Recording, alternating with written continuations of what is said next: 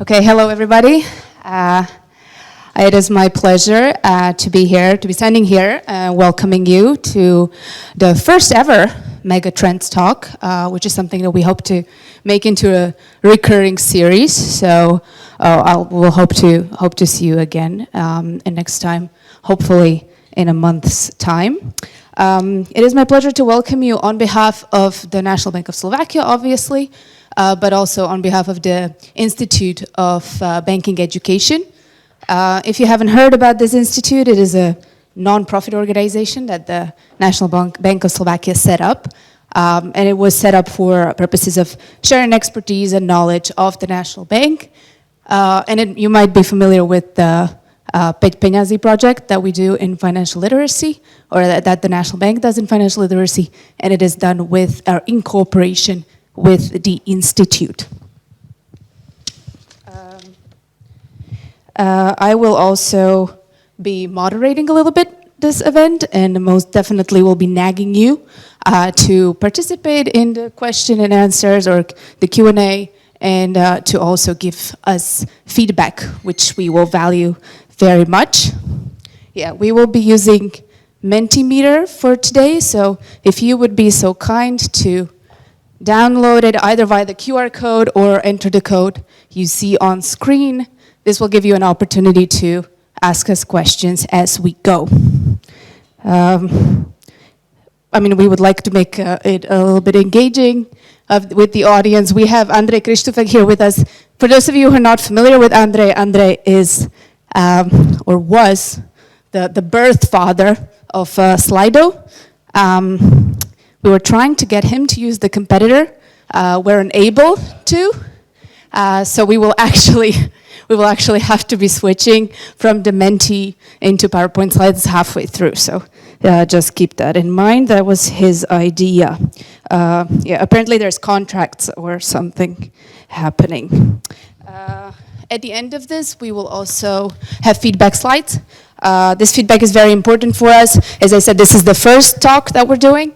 As you might have seen, there's only water for you outside. We will need feedback to get snacks for the event next time. So far I was only able to secure water, and the amount of it, wouldn't even marathon organizers would not be ashamed. Anyway, I'm also required to tell you a little bit of a disclaimer, because there might be some journalists in the audience. I am not sure, but they have been registered. Yes, thank you very much. The disclaimer is that this is Chatham House rules, and any and all opinions of the two speakers are not to be taken as opinions of the National Bank of Slovakia. So just a heads up there. So before we start the presentation, I'll give the floor to our Executive Director, Mr. Rainer Martin, who will give you a little bit of feedback of why and motivation behind why we're doing this talk. So Rainer, over to you. Thank you very much, Eva. And don't worry, I'll be brief. I'm always brief when I do these opening things. So it's a great pleasure to welcome you here at this first event. And I'm really delighted to see so many people, and also so many people who are actually not from the NBS. This is particularly challenging to get them here sometimes, so really we did very well. And I just wanted to give you a little bit of background about why we started this series of talks, and it was named we put into the announcement powered by NBS. We could have added inspired by Madame Lagarde. Okay, that probably needs a bit of explanation. During the last Davos meeting, Madame Lagarde gave a little talk in one of the plenaries, and she said that economists are sometimes a tribal clique. What she wanted to say is that most economists like very much to talk to other economists. They don't like to talk so much to other people. I think that's not always true, certainly not for the economists in the NBS. I think it's not true. But we thought about what can we do about this? Put this into something meaningful. Then we thought, well, maybe she has a point in so far as one should reach outside your remit. and think about longer-term developments, megatrends. I think Michael came up with a beautiful title of megatrends, so thank you very much for this. And that's why we started this, and we wanted to reach a little bit outside the type of speakers that we would normally host in the NBS. So we're absolutely delighted to have Patrick and Andre with us. So just a little bit of introduction. So Patrick Perkowski is Assistant Professor of Strategy and Entrepreneurship at the University of Yeshiva. This is actually in New York. It doesn't sound like it, but it is in New York. So he will give a high-level overview of the future of work, focusing on how technology is impacting the jobs that are available, the way people find jobs, and how jobs are designed. And he will also discuss the topic of work from home. And this brings me then to the second speaker. So Andre, who was already a little bit introduced because he was involved with I think an extremely successful Slovak company, Slido, for many years.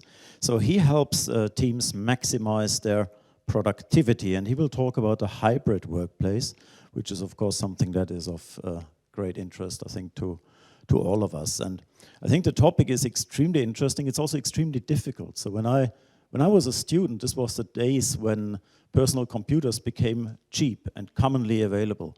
And at the time, labor economists made two predictions.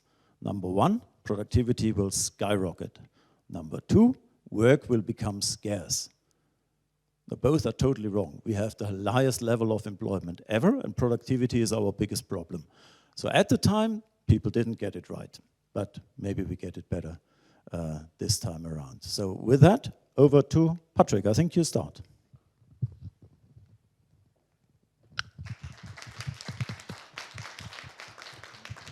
Well, thank you so much for having me here today, and I'm very honored to share the stage with Andre as we talk about important issues related to the future of work. And so whether you're interested in this topic, given the rise of remote work, or whether it's driven by, let's say, this new generative AI technology, I think we're all really sort of excited and curious, but also maybe a bit nervous about, what is in store for the future of work. And so for the next hour or so, Andre and I are going to sort of talk about a few main questions related to these topics. So I'm going to start us off by thinking about job matching. So how are various organizational and technological changes, how are they impacting the way that firms match with workers? So really thinking about hiring here and questions related to that. Next, I'll sort of speak about job design. And so thinking about, the work that we do while we're at work. And so I will be speaking about the rise of generative AI technology. So what are some of the implications of that, for the types of jobs that are available? And then I'll sort of share some intro data on the rise of remote work. Then I'll sort of hand it over to Andre. Andre will sort of, continue talking about remote work, really focus on knowledge workers, and think about, career opportunities, various work arrangements, and et cetera. I think it's really great here that I am sharing the stage with Andre. We come from two different backgrounds. So I am an assistant professor of strategy, and so I do research at the intersection of technology and human resource management. And so what I try to do is understand how are advancements in technology really impacting the way firms hire workers, the way they match workers to jobs, and then the ways that they motivate and retain workers. And so I'm going to be sharing with you some data, from some large representative samples. I'll be sharing some sort of randomized controlled trials that have been done on these issues over here. Andre, on the other hand, has a wealth of experience leading Slido. I think I saw you sort of grew it from 10 people to over 250. Incredibly impressive. He's an expert in communication, knowledge management for modern day organizations, and I'm very much looking forward to hearing his insights. The last thing I want to say here is that there's three organizing principles for this talk. So the first one is that we're sort of taking this expansive view of technology.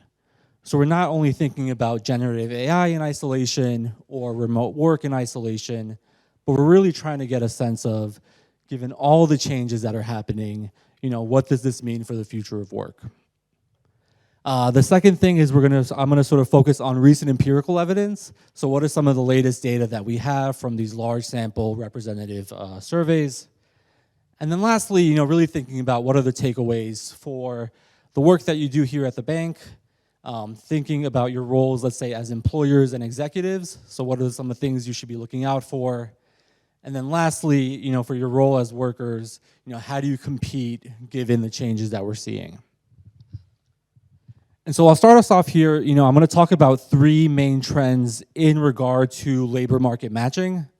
So you could think of labor market matching as pretty much hiring. So how are workers getting matched with firms? And so the 3 trends that I'm going to be talking about, one is going to be the rise of outbound recruiting.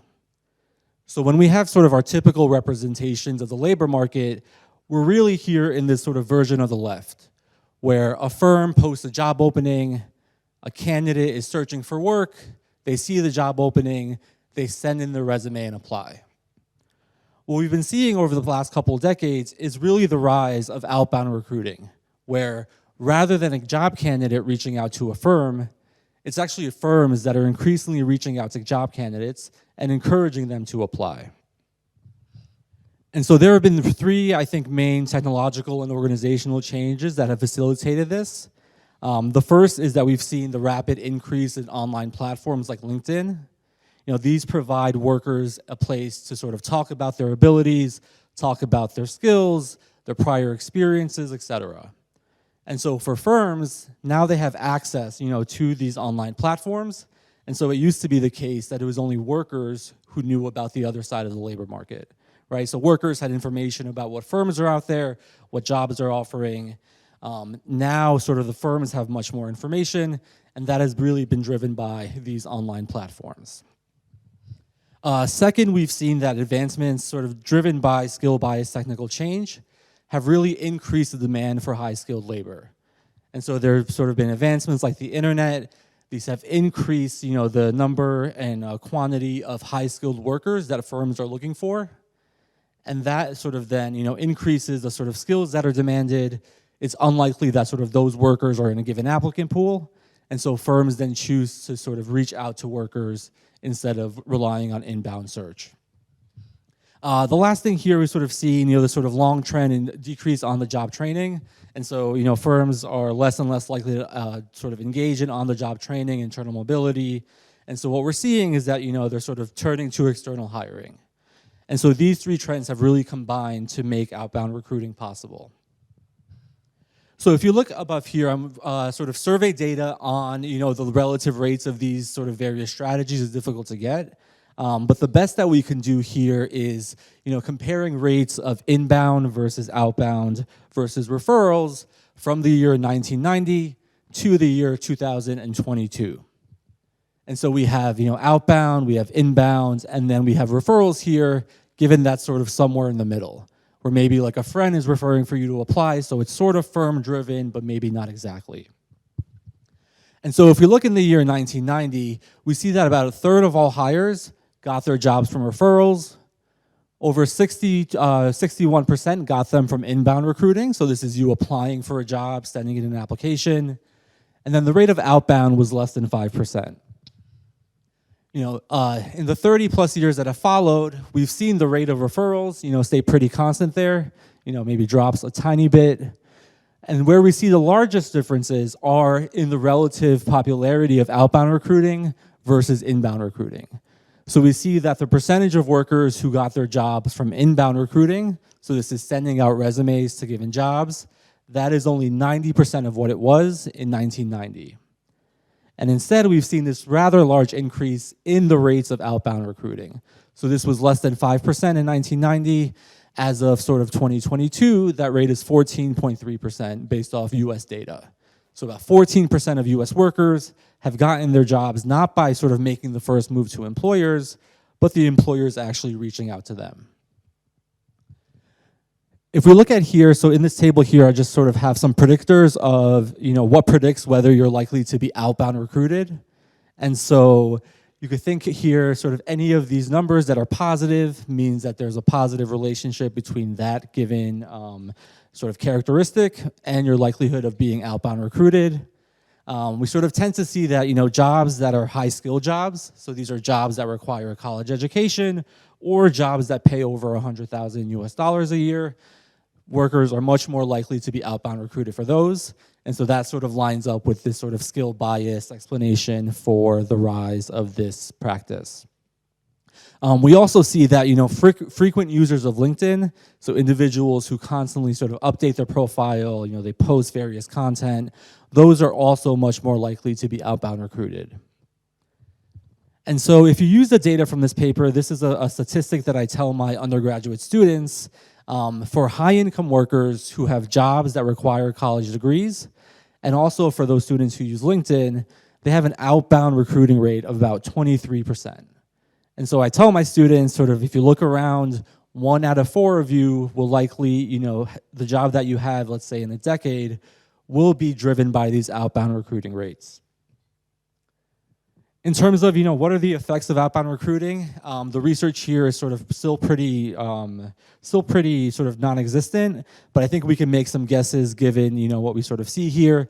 So my sense is that, given this practice tends to target higher skilled workers, we're likely to those workers will likely benefit. So, workers with advanced degrees, workers with who've worked at more prestigious firms, and those that have more, larger established online presence. Then lastly here, sort of thinking about what is the future, my sense that these rates of outbound recruiting are likely to continue to increase, right? I think that, the demand for high-skilled labor will continue to go up. I think we're using more and more online platforms for, sort of matching. And so my sense is that this trend will continue to increase. And just given that we are an essential bank, I just wanted to make this point in case there are any economists out there. So I am not a sort of a macroeconomist, but my sense of these search and matching models is that they are very much assume this sort of inbound search. And so these are firms posting, workers applying, and so I think it'd be interesting to think about what are the implications for, these search and matching models, which are really important for thinking about unemployment dynamics, once you incorporate this outbound recruiting element. All right, the next thing I want to talk about is the rise of outsourced recruiting. So in our typical representations of the labor market, we are very much in this world here on the left, where the dark gray sort of circle there you could imagine as a firm. The firm then has this HR function that is located within the boundaries of the firm. So there's an HR worker that's employed by the firm. That is the HR worker that is sort of doing the screening, doing the interviewing, etc. What we've seen over the last couple of years is this rise of outsourced recruiting, where rather than have these in-house, specialists dedicated to HR, these firms are increasingly contracting with third-party professionals.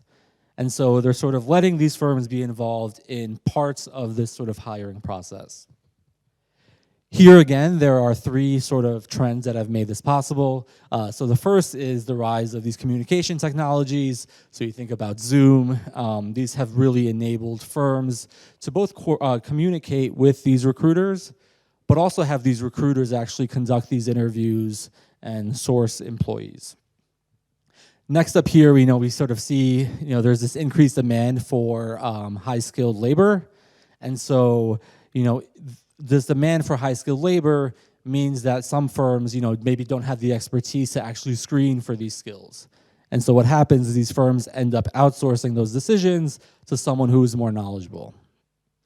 And the last part here, I think we've seen over decades of sort of business school education, firms are increasingly focusing on their core competencies. And so that means, they're less likely to sort of want to focus on, let's say, HR compliance, more likely to focus on what does the firm do well, and do that.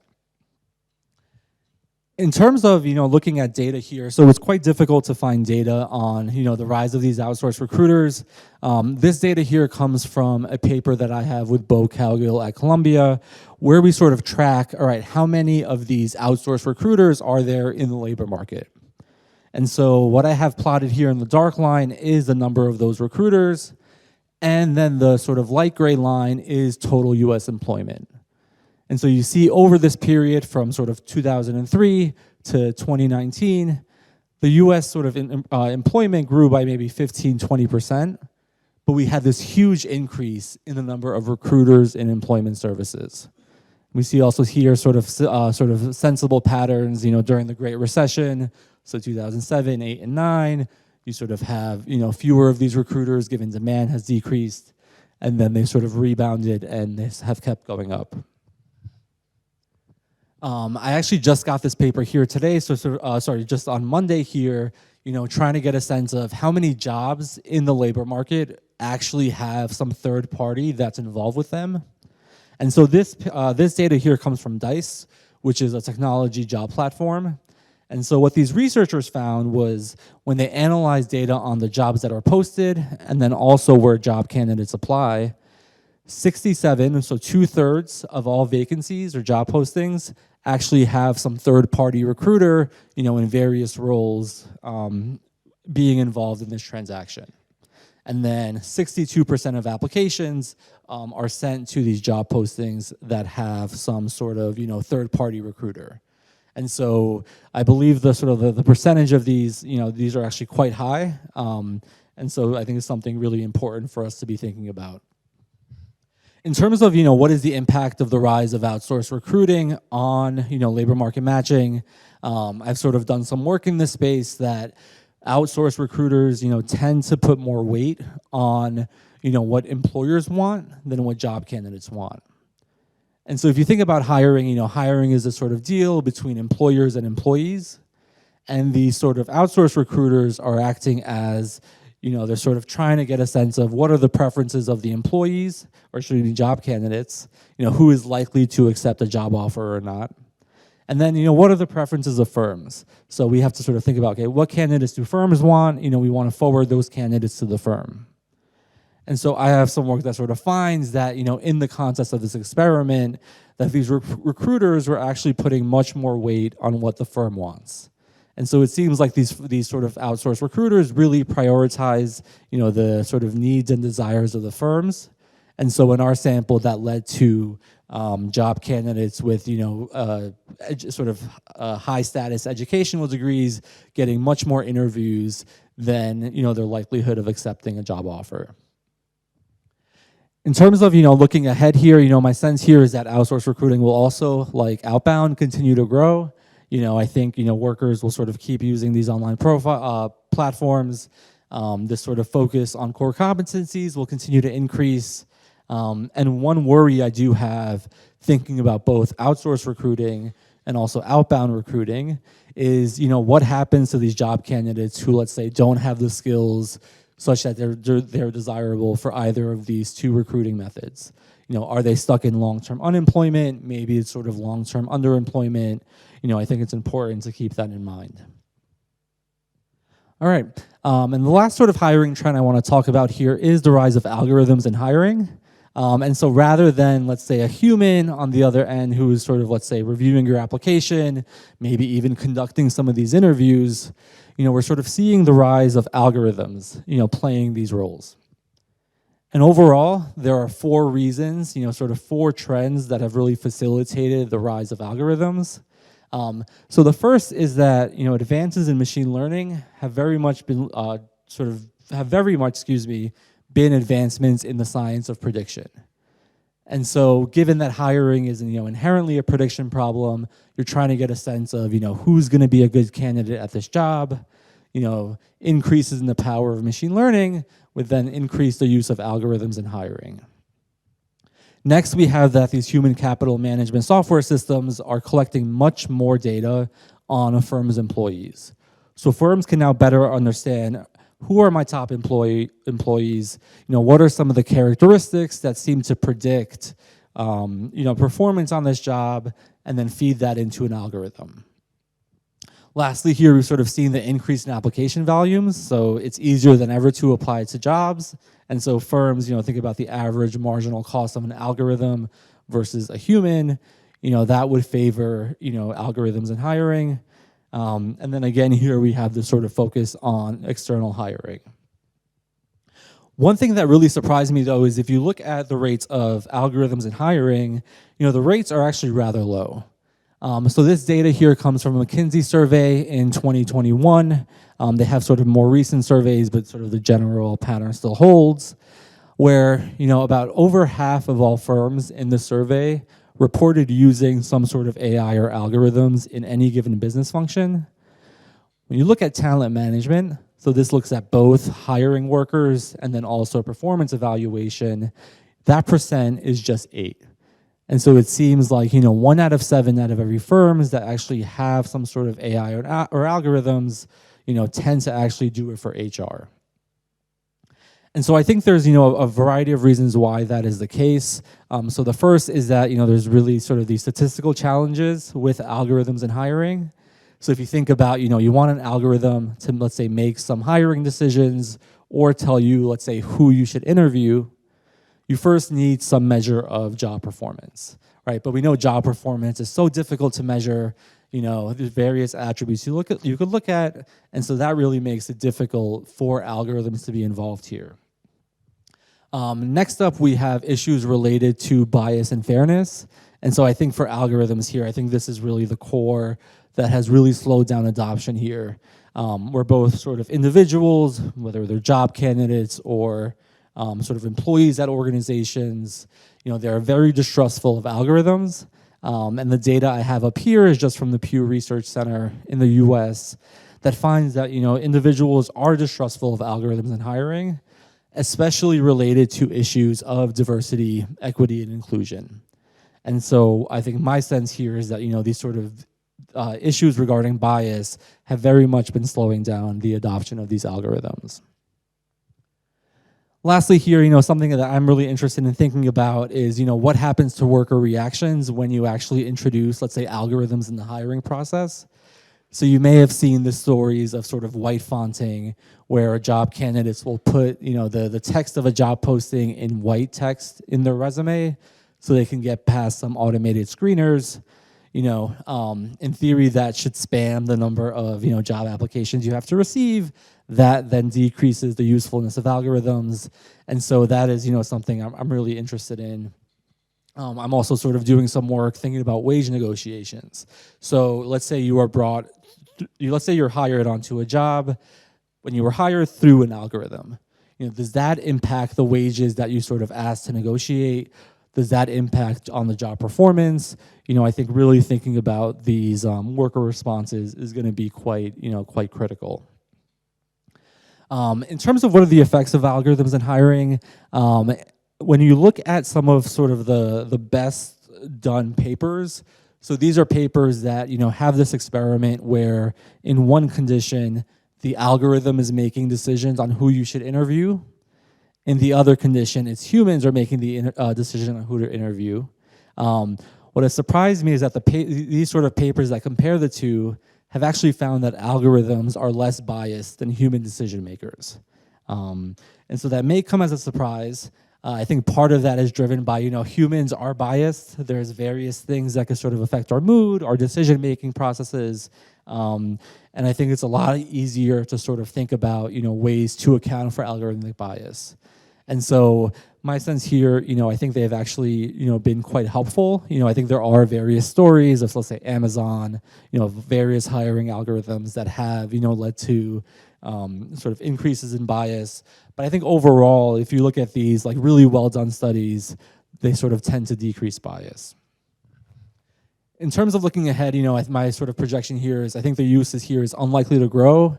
I think given these issues related to bias and fairness, unless we figure out a way out of this algorithmic aversion, then it's going to be quite difficult, to sort of think about adoption here. I'd really be interested in sort of also thinking about what is the optimal division of labor for humans and machines in the hiring process.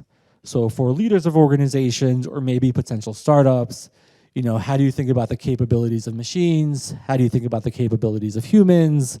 And sort of think about, where in the hiring process should we use machines? Where should we use humans? I think there's a lot of really cool work to do and sort of opportunities for startups who are interested in that. All right. So that pretty much summarizes, my impressions of 3 big trends that are going to be impacting labor market dynamics. So 1 is outbound recruiting, so firms are reaching out. 2 is outsourced recruiting, where the recruiting arm is outside of the traditional organization. And then 3 is algorithms, where rather than a human, there will be algorithms here involved. Just quickly here, I want to go, for the sake of time, just for us to do job design. So the two things I'm going to be talking about here are generative AI and remote work. And so I'm curious, just by a show of hands, how many of you have ever sort of used a generative AI tool? Let's say it's a large language model like ChatGPT or Llama or Gemini. All right, great. We have a couple. And for those who have used them, would you say that your impressions of these tools have been that they are rather, incredibly impressive? That at least their ability to mimic human language, to sort of get feedback on some of your writing, there's sort of, I think this has been, quite incredible at some of the tasks that these machines can do. And so I think there are lots of questions, related to what is the future of work given these large language models. And so here I just sort of have this, post from Reddit, but we're sort of thinking about, is there a future of work if these large language models can do many of the tasks that we can do? And so my answer for that is going to be yes. And I sort of think back to, sort of various other technological sort of changes that we've had that have, automated, let's say lots of the tasks in a given job. So if we think about the rise of the ATMs in the 80s and 90s, in theory, this would, completely automate the job of a bank teller. But in the graphs up here, I'm comparing, the number of ATMs in the dashed line and then the number of, full-time bank tellers in the solid line. And so what we see is that even though, you see this large adoption of ATMs, there is that period of lower demand for job tellers, or bank tellers, excuse me, but then demand continues to increase.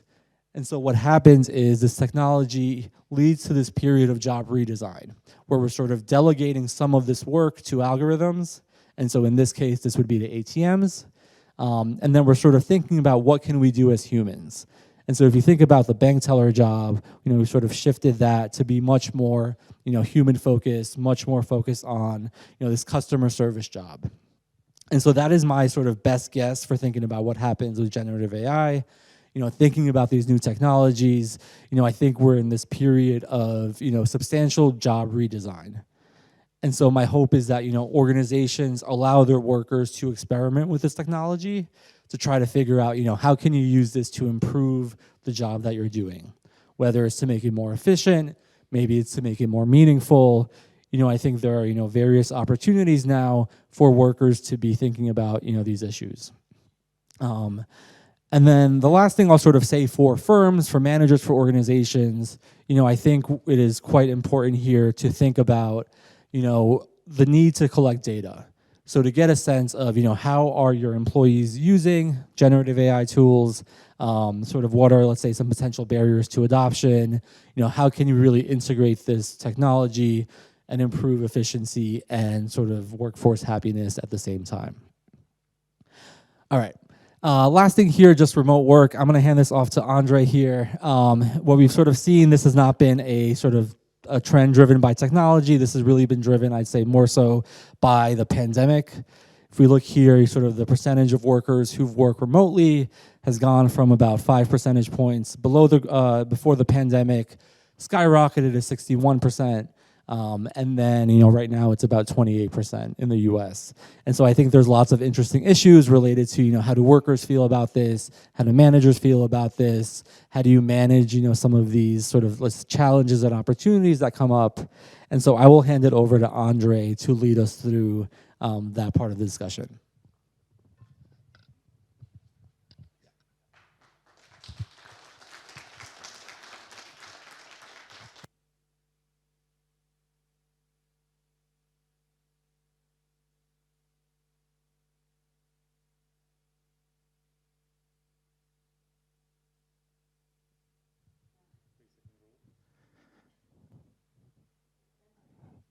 Maybe. Okay. Now it works. Thank you, Patrick. But I think you skipped some of those interesting data, so maybe we can come back to them afterwards. So yeah, thank you for a kind introduction. I would just like to add some more context. I was part of the Slido team from the beginning. I'm not exactly the founding father or something that was mentioned. So I was I was part of the early team of Slido, and I basically helped to grow it from like 10 people company into 250, which is I think that's the current number. And we basically came from like being local Slovak startup into being distributed team basically globally on basically the whole world. So I've learned a lot during that process, and I then decided to like research it a little bit more, talk to different companies, talk to different communities, how they work, and now I'm helping other teams and other companies to being more productive and to implement maybe some of those best practices that we had a chance to try in our company. In the same time, I just like 2 hours ago or maybe 3 hours ago, I flew in from a conference in Lisbon, which was focused on remote work. Basically, the whole remote community from the whole world basically met and discussed what are the trends.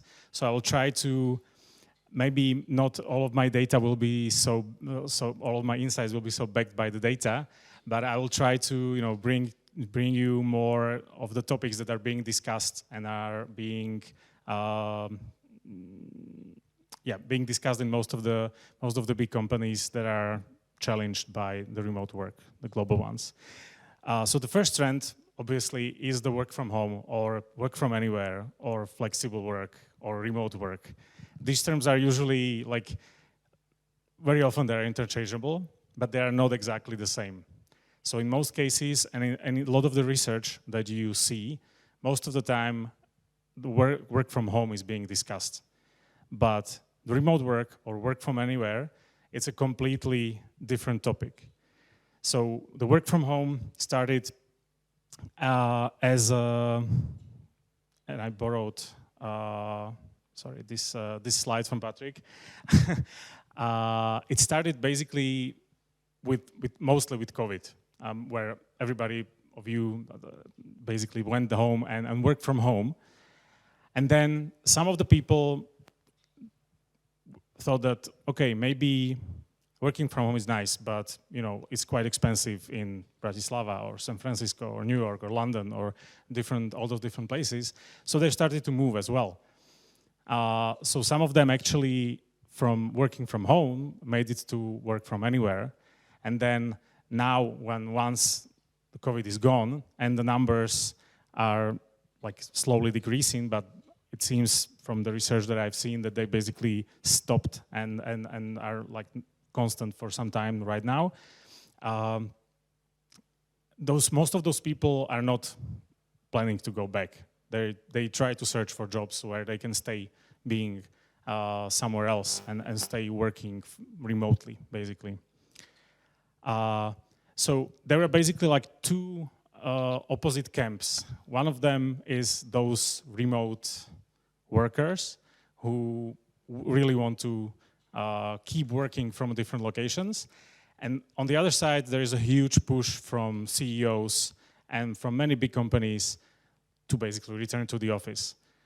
They bought and they leased super nice offices, which are currently some of them quite empty, including, by the way, Slido's. So if you want to visit them sometime in Poland, you will meet like 20 people there in the whole floor.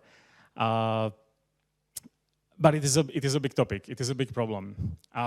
So none of it is actually much of a revolution. Like some of those remote people thought that, okay, the work will be completely remote, but it's not going to happen.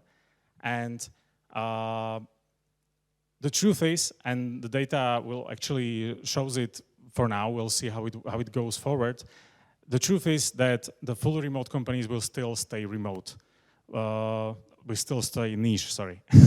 I think it's around 16% of companies are currently like remote, which is quite high. And sorry, all of what I'm talking about is about knowledge workers. So I'm not talking about the rest of the workforce. It's important to say like 16% is quite a lot for the whole company pool. And then, and many companies will still stay in the office, and it's perfectly okay. And what we've seen is that most of the companies already right now, I think this is the current data from the research. I think this is for the US. Sorry, most of the data are from the US because they simply do more research on this topic.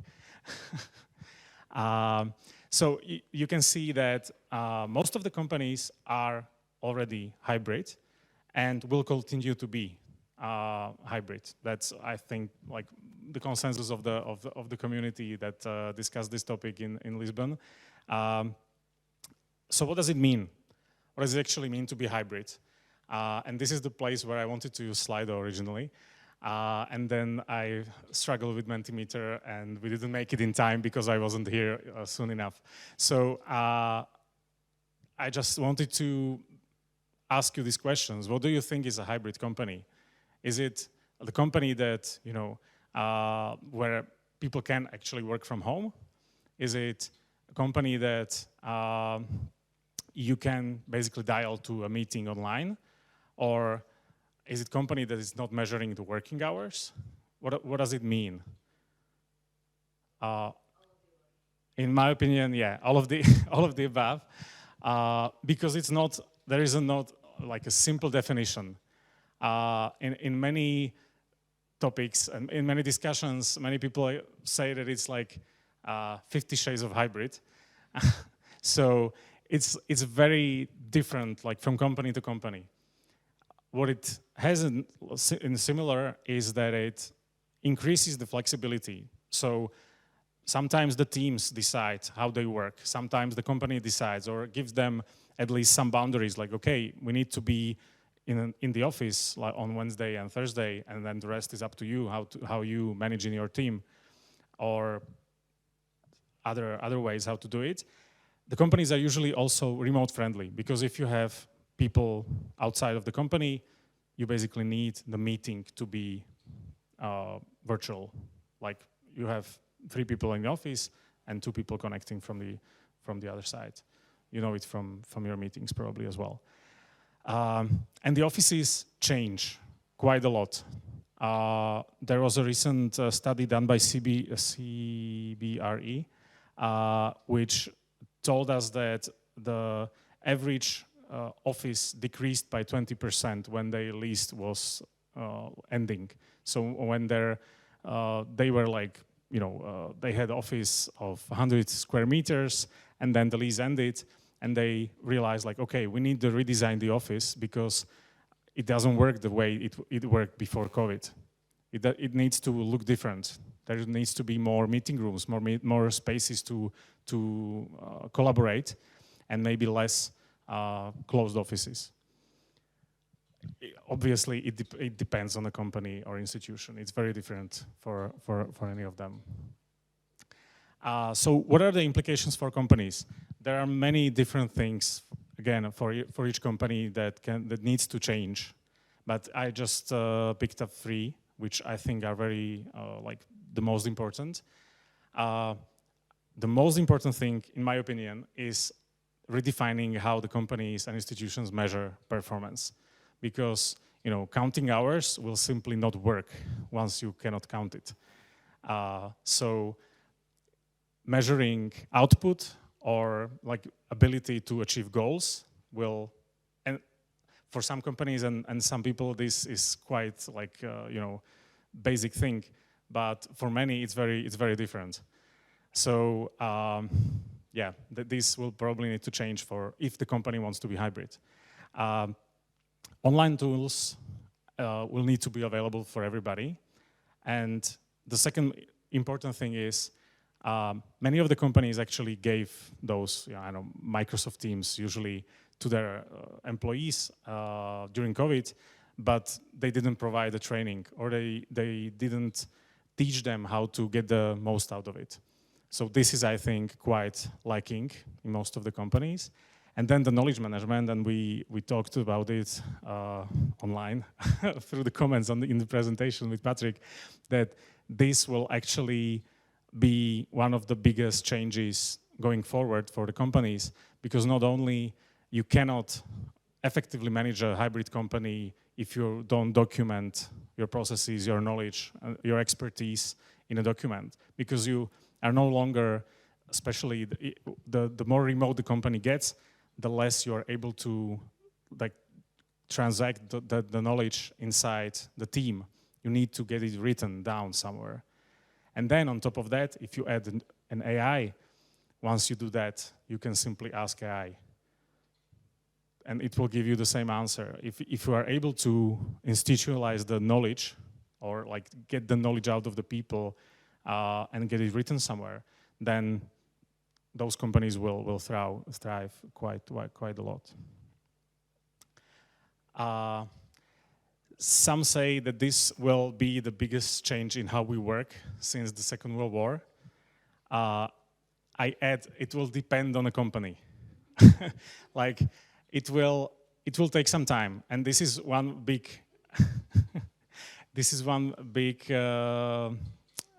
idea that was discussed quite a lot, because last year I was at the same event in Lisbon, and everybody was like, yeah, now everything will change, every company will be remote, it will be a huge change. This year, many people came there and were like, yes, it will change, but none of the big changes in a workplace structure or how we work happened like overnight. So it will take 5, 10, maybe 15 years, but it will slowly get there. I also added some implications for the economy, because it doesn't end there. With what I described right now was more inside of the company, but what does it mean for the rest of the economy? If people who work for the company are like distributed, then the hiring is also becomes global. You don't need to hire people from your location. If people you hired before already moved to somewhere else, they can, if you agree with them working 100% remotely, they can be from different company altogether. And many companies in Slovakia are already doing this. So the mobility of the workers will increase, and also the cost structure of how the offices and the work of the people will change. The office size will decrease, and I think it will get even more drastic, because the cost of the offices, especially in those very expensive areas, are crazy, and these savings are huge. We just discussed at the conference, there was vice president of Atlassian, which is a huge tech company. I'm not sure if anyone of you knows it, but she basically told us that they saved half the money they used to pay for their offices. And they are not like fully remote. They still have offices, but for them, in San Francisco office, in New York office, in Sydney office, it's like half the money. And she was basically like, yeah, like if we showed our management the numbers based on how the employees like it, or things like this, or maybe even like the productivity data, like the productivity went up, it was okay. But when they showed them like we can save half the money on the office, they were like, okay, maybe this trend is not that bad. Like we can try to embrace it. There will be a higher emphasis on soft skills, because, and you probably seen it in real life as well, for those companies that went fully remote, it's much more difficult to, and it's true, like it's not all roses, like it's much more difficult to communicate online, and it requires more soft skills, more leadership skills. And of course, the higher usage of online tools. Second trend is career paths and work arrangements. And it's very simple. Again, once the work is remote, it's done from different locations, it's very difficult for the company to now, like an employee decides to go to work from Canary Islands, for example, for half a year. It's difficult legally for a Slovak company to be able to do it. it's like, I would say even like impossible to do it in the legal terms. So you need to try to find different ways how to do it. And so the work arrangements are changing already. And I think this trend will get even more pronounced. I don't have the recent data on the trends, so it's quite difficult to explain it through the data. But if you compare the US and the EU, the US is obviously a little bit further ahead, and because they are implementing the remote work also in much bigger scale. The second one is the services will continue to globalize as well, because once you have, like, we are using tools from America all the time, like tools from Microsoft, tools from Google, tools from all the different providers, and they are also using many of ours. They're using Slido, they're using Exponea, they're using ESET, and all those applications. So these services don't know any boundaries. They don't know any, country, or they can be used wherever companies want them. And this is just an example from my colleague Juraj, who is actually with me in this endeavor to help companies work more effectively. And he just posted, this was a few days ago, that he's on a trip working from Japan, and as a moderator from Slovakia, he represented a Dutch agency, represented by a Dutch agency. He was talking to client in India while in Japan about conference in London. And so this just shows, on the one hand, the mobility of the services provided by big companies, but also the mobility of the services provided by those contractors. Like, they can go work on Bali or wherever they want, or they can stay here. Like in Slido, we actually had like few people that decided they moved back to Orava. They were from there, and they liked it there. Their family was there. Slido was pretty flexible. They moved there. They didn't go to Bali or wherever. They just stayed where they liked it. So that was the second trend. And this is maybe the most controversial, so take it with a grain of salt. If you are buying a service, you are no longer asking the provider whether they have a degree from Harvard or not. So I'm not saying that you won't need those, but there will be in much more scrutiny. It will not be automatically a ticket to better job. You will have to also show the skill and experience and everything else. So I think the way how universities and the whole educational system works will have to change as well a little.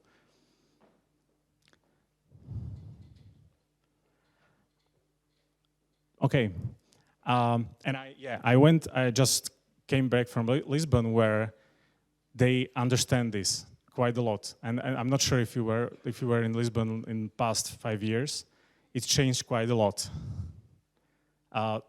for better or worse. Like, there are some negatives as well, but they decided to embrace this startup culture, even like the cryptocurrency thing, and digital nomadism and all those trends.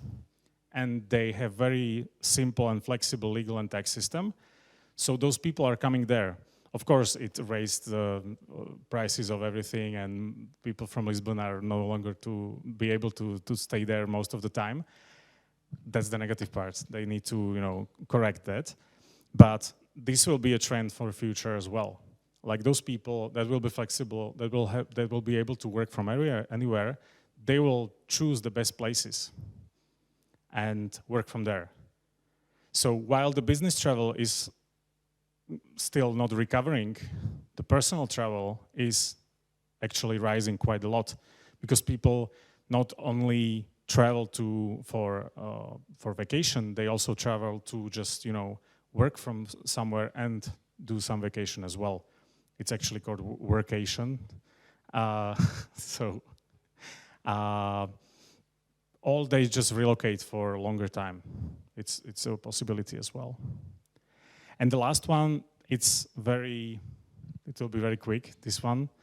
But I think it's important to say that all of these benefits are not evenly distributed. Whether it is AI, where the senior programmer can, with the AI help, there is that myth of 10x worker.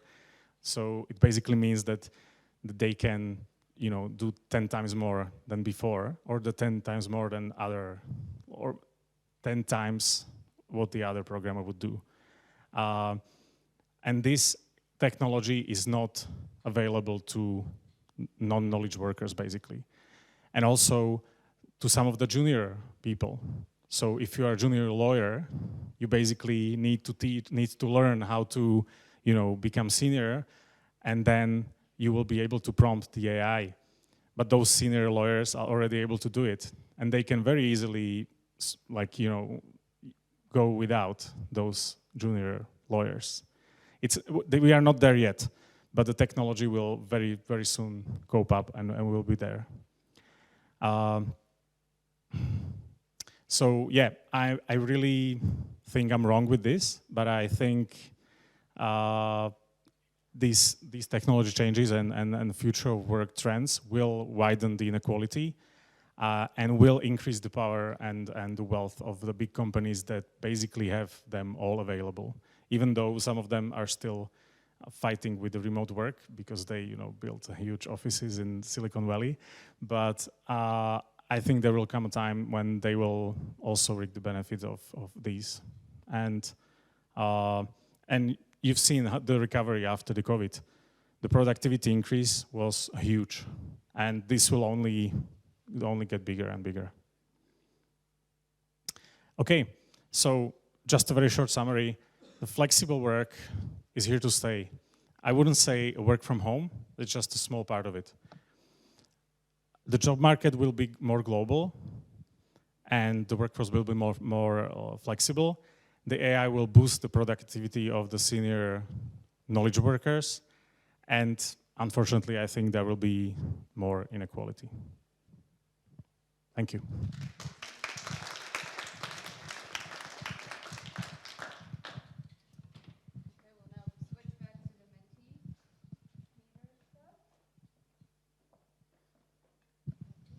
One, two? Okay, great. So thank you very much, you guys. And thank you, everyone. I want to apologize for my performance at the very beginning. All of the air left my body completely. So I just realized that I didn't even say my name. So my name is Eva. And if you come to the next meeting in about a month or so, I will even tell you my surname, if you're ever so lucky. We have 0 questions from the audience, so we'll have to do this old school style. So I take it it's a whole against the little Slido thing happening here, or against Menti. Yeah, I mean, I don't know if we have anyone from the HR. We don't have anyone from the HR from the National Bank. Not sure about anyone else. But if not, I could jump in with a question. Oh, I'm right here on stage. Sorry, it's Patrick. Oh, sorry, Patrick. What? Wait. I just wanted to say that if anyone wants to then share these slides with their HR, all of these slides will be available together with the recording of this presentation. So, yeah, Patrick, go ahead with some of your pertinent questions, and then I will be passing on this mic. Oh, okay, perfect. Well, we'll wait on that. We'll be passing on mics as well for the old school style. So, Patrick, go ahead. So I guess, Andre, I had a question for you. Given you came back from this conference, I'm curious if there was anything that really surprised you about, like, that you learned at the conference that, like, you thought was like, oh, wow, it seems like here's this new development that's happening, yeah. I was actually quite surprised about, and I mentioned it during the presentation, that, like, last year I was there, everybody was expecting a revolution, and I was like, okay, well, we'll see. And this year, they surprised me on the other scale. They were like, no, it will take at least 10 years. And I was like, didn't you were saying like last year that it will like everything will change? So I think that would be the biggest surprise. That would be the biggest surprise, because the community lives online as well. So we are a little bit in touch with some of them, obviously. But yeah, this was a huge surprise. I didn't see this one coming.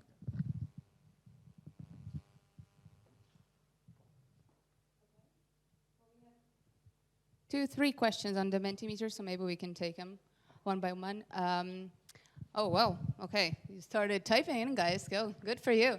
Yeah, I think Slido works better because then you can give those thumbs up to different questions and so on. So now I just basically have to go just to whatever I see. How much of the outbound hiring is done by LinkedIn? Do we have any of that? Yeah, so I have not seen any sort of specific data. My sense is that it's either through an online platform like LinkedIn, where you have your profile, and then firms can access it. The other thing I've seen happen is that, so my husband is in the legal field in New York City, and he oftentimes will get emails from recruiters directly to his firm website, to his firm email. And so it's like even bypassing the LinkedIn, it is, finding employees at firms on the firm website, so I think firms are sort of getting pretty creative with it. But I'd say at both LinkedIn, online profiles like that, and then also, I think through sort of firm websites as well.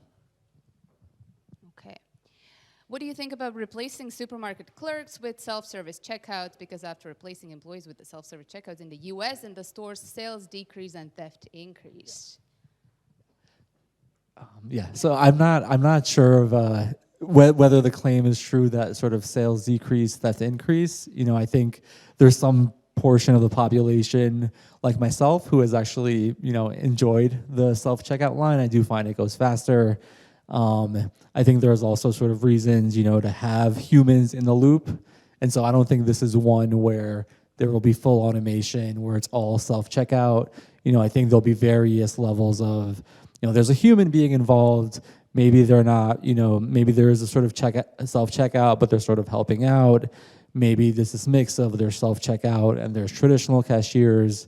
I'd be sort of curious to see the studies that come out that firms try to experiment with this and get a sense of like, okay, what works best here? And I think it would be quite interesting because I think the sort of our role as consumers here, which I think will play a big role in like, will this job get automated or not? So I think if like consumers are like, oh, we're going to lower demand because of this, then I think these firms may be unlikely to invest in that technology. Well, I will maybe just add, like, it really depends on the final result and on the implementation. Like, if we don't have enough context, I don't know much about this in details, but if there. Usually you can tweak these things. That's one thing. And the second thing, if the theft increases and the sales decreases, by how much? Like if you don't spend the extra money on the people actually being there and doing like useless work, which they usually hate, then like the return might still be positive. Perfect, thank you. I see a question on the real estate and the effect, the consequences on real estate.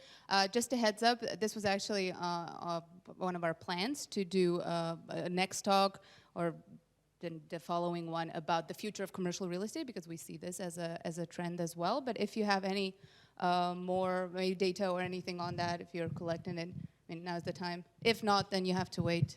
Yeah, so I have not seen any. So Andre, I'll hand it off to you. I'm not an expert on this, so I wouldn't be comfortable giving like advice. But there is as I mentioned, like CBRE released publicly a huge study on this. Like it's a global one, and there is a lot of data. I was actually hoping that somebody from CBRE was planning to come today, but I don't see them. So if you want, I can connect you with the person who understands this topic.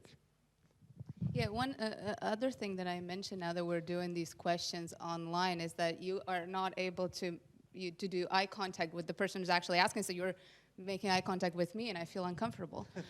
But anyway, there's a few questions about positive, negative impact on parenting. There's one, yeah, I mean, yeah, I know Andre is a parent. I'm not sure about Patrick, but.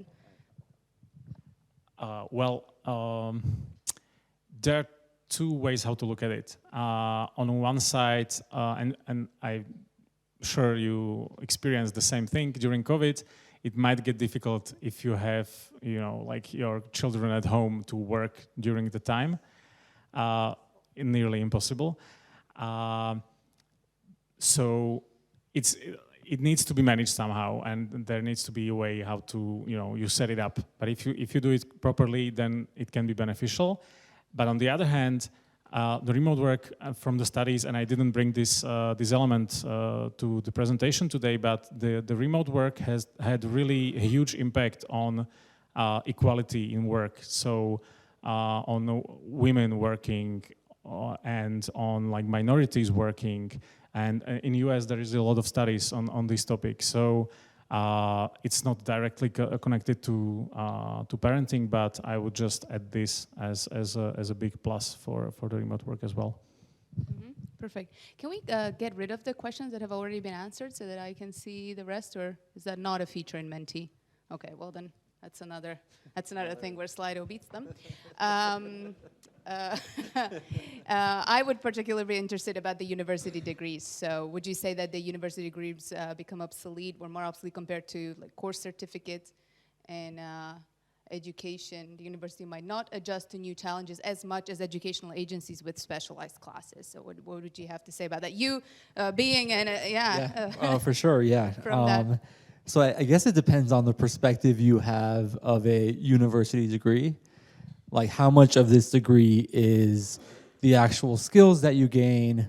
If it's sort of just the skills that you gain, then in theory, these sort of specialized courses, these various certificates, I think that can in theory sort of replace that aspect.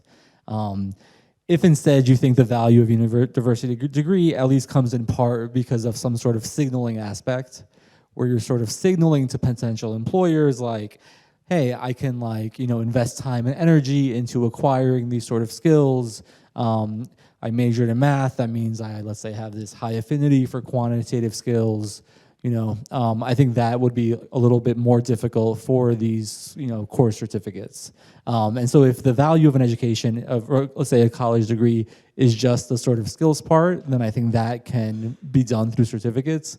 But my sense, there is a lot more in the signaling aspect, in the socialization aspect. We talked about the importance of social skills. You sort of have this period where you develop those at university. And then also thinking about, some of these other attributes like alumni networks. I find like those to be quite powerful, at least in US universities. That is something you can't, Go ahead. Fraternities. The fraternities, yes. And so I find that would be, I think, a little bit more difficult to replicate with sort of these certificate programs. I would just add that we basically agree on this, and I think the universities are the best place to be able to adapt. So I don't think they will go away. I just think that the way the education is being done might change. So also during COVID, it was very different. So right now, the courses are online, available for people that are not able to, attend all of them in person. Of course, the quality is different, but like those things, I think there will be a huge shift in this topic as well. Yeah, it would be great if the price of education could go down. Talking from experience. What are your expectations about the new VR from Meta? When you get scanned and your avatar looks exactly like you, with all the mimics, etc., what makes the meetings and interactions much more real? Well, was this discussed in Lisbon? No, but I have. There is one like very sub niche of enthusiasts focused on this, but I still think it's very very niche right now. But I was actually last year, not this one, but last year I was very lucky, and that through Slido I was actually being able to be in Davos.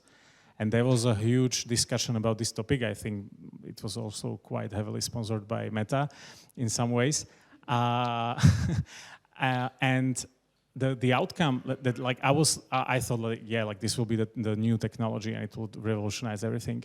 But the outcomes of the discussion were like, we are nowhere near the technical possibilities of like making it real, even on like the scale if you had unlimited budget. So we're like 10, 15 years maybe away from some possibly technical possibility of doing it. So I'm not like, even though it's very like impressive already what they do, I still think we are quite far away. And if you look at Meta, like how they invest right now, I think they just had an earnings call yesterday or today. They invested heavily in AI because that's the next big thing. VR might be coming afterwards or might not, but it's just still too far away. Okay. Next question. Is HR becoming obsolete? Oh, well, we could have a discussion. Can we get rid of them and rely on AI, headhunters, and talent scouting? I would highly advise against that. I think there is an important role for HR to play in organizations. I think finding the sort of aligning your HR practice with your sort of general strategy is going to be quite important. And I think the trends that I've outlined here are sort of more about there's various options for firms now to sort of explore with. So it's like, what is our mix of inbound versus outbound recruiting? Let's say for what types of workers? Do we want an internal HR? Do we want to outsource it? There's various, corporate strategy themes for making that decision. And then also thinking about, the extent to which we want algorithms involved. And so it's sort of not about, making HR obsolete. I think it's sort of figuring out, how does HR, whether it's internally, whether it's inbound or outbound, really connect to the strategy of the firm. And I'll be sort of curious to see how that all sort of comes together. But I see this sort of like HR becoming even more important. Given, let's say, we're hiring for more specific skills, we care much more about, let's say, creativity to innovate. That means we need even more or sort of better, HR professionals to screen for those types of skills. And so I would actually predict it would be the opposite. But yeah. I would very strongly agree. And it was actually being discussed in Lisbon as well that like during and after COVID, the role of the HR actually become much more important. They become partners for the discussion for the boards in most of the companies. And all the companies that are currently leading the way, for them, HR is one of the most important departments. So their scope, I think, broadened hugely. And they are usually the leaders of the change, or even though if they were not leading it from the beginning, they were basically tasked to deal with the consequences if the management decided. So yeah, I strongly think it will be bigger, not smaller, the role of HR. Okay, next question. Thank you very much. Any insights on the future of manufacturing industry workers? The impact of the digital transformation will also hit heavy industry, but differently. I know that you both said that you're only talking about knowledge workers basically in your presentations, but do you have anything to say about possibly the manufacturing industry? Yeah, I guess I'll start. So one thing I try not to make, too strong predictions. And so in my slides, I had this slide of like, predictions about the future of work, especially at sort of this broad level for any specific category of work, tend to always be wrong. And so I don't want to make sort of any really strong claims for thinking about, let's say, manufacturing workers, maybe sort of workers on, let's say, like the lower end of the, let's say, the traditional sort of skill distribution, even though I think the work is not low skilled at all. My sense is that, if there are advances in generative AI that, let's say, are able to do some of the things that high skilled workers can do, that in theory should increase the demand for, let's say, workers who are not really, sort of sort of related to that technology. And so I guess overall I would say, I don't want to speculate too much, but yeah, I'd be curious to hear your thoughts. Well, I don't have any like big trend data or anything like that. I just have two examples, like real life examples. There is a huge leap happening in like a digital scanning, and there is also like a Slovak startup, Photoneo. I'm not sure if you know them. What they do is basically they give eyes to the machines, so they can do stuff. They can not only sort some like basic things, like they can really like take the little pins and sort them like from the a huge pile of rubbish or anything. So they can sort stuff, and they hugely improve what robots can actually do. So that's one thing. And the second thing, which was mentioned in the Running Remote conference, that may be the second, the thing that surprised me as well, was that there was a guy who helped to digitize, I think it was a power plant. So they basically, what they did was they put sensors on everything, they automated most of the stuff, and then they connected it to in a power plant you would have like the place where from which you can organize everything, you can manage everything. Yeah, where Homer Simpson works. Yeah, something like that. So they what they did is they did an experiment that they put it in a living room of the manager of the power plant, so he was able to manage it from anywhere. A remote experiment, and it worked. So there are actually 4 power plants like this, I think in Turkey, but I'm not 100% sure. I would need to check. And it was an experiment. They called it a digital twin. So they created a digital twin of the power plant. So there might be some future in this, but again, I still think we are quite far away. So I wouldn't call this like a big trend in upcoming years. But we're not talking about nuclear power plant, right? We're not talking about nuclear power plant, because No, would make me feel much less safe. I think it was a gas, Okay, great. plant. Well, even gas. Okay, I mean, the questions keep piling up, and we only have about 5 minutes to go. I will just take them one by one. I have to, get better for this next time. But I have reading comprehension, so just so you know. What about organizational culture in a remote work environment? I think you, Andre, mentioned or touched upon this a little bit. How do you substitute for frequent human contact in developing shared values, team spirit, and resolving conflicts? Yeah, that's where the soft skills come in, but yeah. This is a huge topic. Obviously, when you're remote, you lose some of that personal touch. But it's most of the remote companies say that like remote is not in person. They actually some of those money that they save on the office, they spend on high quality offsites. So they meet at least twice a year, the whole company, and we did it in Slido as well. It was a hugely expensive thing to do and very difficult to organize. But all those 250 people, or like whoever was available, obviously you are not able to get everybody.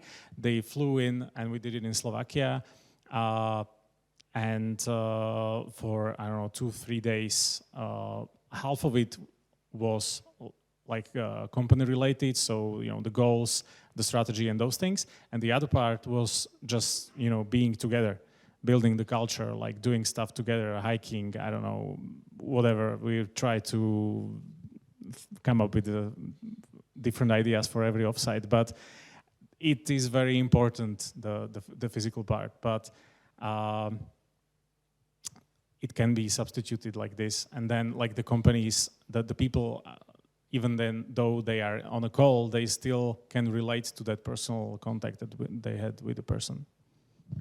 Yeah, and I could also just to add to that, I feel like there's sort of organizations can say, all right, if you're joining this firm or organization, let's say the first 6 months, you have some period where, let's say, you're going in the office more. And so like the workers have sort of time to sort of adjust, learn to this new culture, learn to contribute before they, let's say, go more remote. And so, yeah, it seems like one of those issues that I think, can be solved. We actually did this in Slido. Like the onboarding was always in person. So even though the person was starting a job in the US, they flew into Bratislava, and we had them here for a week, and we just showed them around, showed them how we do things, and we usually made them do the support, because that way they learned the most about the customers, the team, and the team spirit and everything. So it was a great experience. Great. Thank you very much. I'm not sure that our speakers would be able to talk about bilateral tax treaties, so maybe I'll skip that question. When the next wave of automation comes, what is your guess about how many people here in the audience will be out of work? I'm not even sure how many people do we have in the audience. I would say 0. I mean, I stick to my belief that this is a period of job redesign where we're thinking of like, how do we integrate these technologies into our current jobs? And I think that period of sort of exploration with this technology, what can I do with it? What are things that it's sort of bad at? I think that's going to sort of take a while for us to figure out. But I do not see sort of mass automation at any scale. I mean, maybe there's like certain occupations, maybe like, let's say a call center employee, maybe that most of those jobs get automated. The ones that remain and become way more sort of, let's say, high touch in terms of human services. But I think overall we are unlikely to see sort of this wave of automation. I think it is going to be sort of this human-machine interaction, figuring out how can we work with machines to make our works more productive, and also hopefully more meaningful, more enjoyable, and all that good stuff. I agree for the long term, but I think there might be some short-term effect, and there is a big talk about this regarding those big tech companies like like Google and Microsoft and those kinds of companies, because they basically are laying off people all the time, and it's not like they are struggling right now. So there is a huge discussion somewhere in the background, whether it's not done by the productivity gains that they were able to get from the AI and from these technologies, because if the developer is able to do work of 10 different developers, then they don't need them that many, So it might be a temporary thing, and I think it will be a temporary thing. And this is more of a rumor. It's not like a fact. So please don't quote me on this. But I've talked to several people who are mentioning this. It is possible that for some time it will be the trend of developer being super high-priced job might get corrected a little right now. And I'll just sort of add to that. I feel like that pattern is exactly what we saw with the sort of the ATM example I had, where you have this large increase in ATM usage, demand sort of starts to go down, and I think in that period there is sort of this job redesign, and so my hope is that I think it will rebound and sort of we'll figure out innovative ways to work with this technology. Great, and there's still room for you to discuss something bilaterally with them over water in the foyer. So thank you very much.